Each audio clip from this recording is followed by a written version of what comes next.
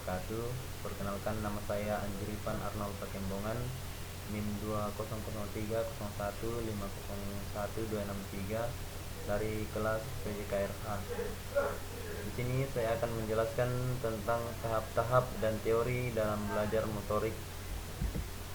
Yang pertama yaitu tahap-tahap belajar motorik. Di sini para ahli bersependapat dengan pendapat Fitz dan Posner yang membagi tahap-tahap belajar motorik menjadi 3 tahap, yaitu fase kognitif, fase fiksasi, dan yang ketiga terakhir itu fase otomatisasi. Fase kognitif merupakan tahap awal dalam belajar motorik. Pada tahap ini, siswa berusaha memahami bentuk-bentuk gerakan yang dipelajari. Keterampilan intelektual banyak dilibatkan pada tahap ini. Siswa mulai mencoba-coba dalam melaksanakan tugas motorik.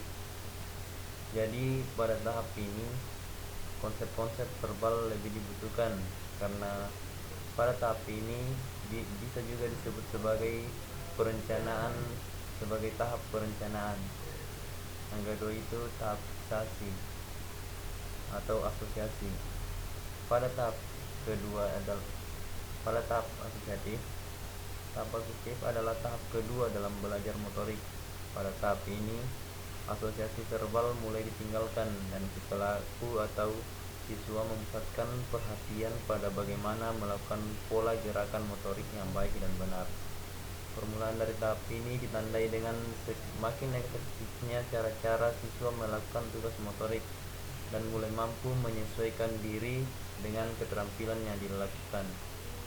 Jadi pada tahap ini adalah merupakan tahap pelaksanaan dari tahap fase kognitif, yaitu yang dimana siswa mulai melakukan gerakan yang direncanakan sejak awal.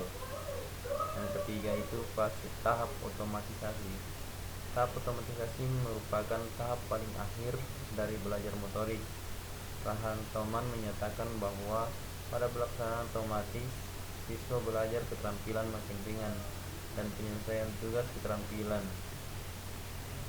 Dan ini berarti makin menurun stres yang dialami oleh siswa.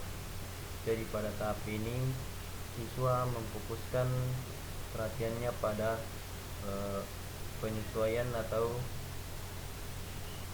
memperbaiki kesalahan-kesalahan yang disempurnakan di tahap otomatisasi ini. Yang kedua itu teori belajar motorik. Terdapat 2 teori yang secara khusus membahas tentang mekanisme belajar keterampilan motorik, yaitu teori yang dikembangkan oleh Adams yang disebut teori Adam atau teori jalur tertutup atau closed loop theory. Teori skema yang kedua itu teori skema atau skema teori yang dikembangkan oleh Smith. Pertama yang saya jelaskan itu adalah teori Adam.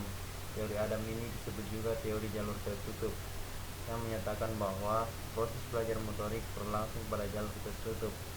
Maksudnya, umpan balik dari anggota badan yang terus-menerus selama latihan merupakan sumber koreksi utama untuk kebenaran suatu gerakan. Yang kedua itu teori skema atau skema teori. Teori skema dari Smith adalah proses belajar motorik secara terbuka. Teori skema memiliki 2 kondisi memori, yaitu pertama memori ingatan, yaitu bertanggung jawab untuk memproduksi gerakan. Yang kedua itu memori pengenalan yang bertanggung jawab untuk mengevaluasi respon. Jadi pada teori Adam, yang dilakukan itu adalah melaksanakan gerakan yang disertai dengan penyempurnaan dari setiap gerakan yang dilakukan oleh siswa. Dan pada teori skema di sini dijelaskan bahwa yang ditekankan adalah memori atau ingatan dari siswa tersebut untuk mempertanggungjawabkan setiap gerakan yang dilakukan dan respon tubuh terhadap gerakan-gerakan yang dilakukan selama melakukan praktek atau latihan di lapangan. Sekian dari presentasi saya pada saat ini. Sekian dan terima kasih.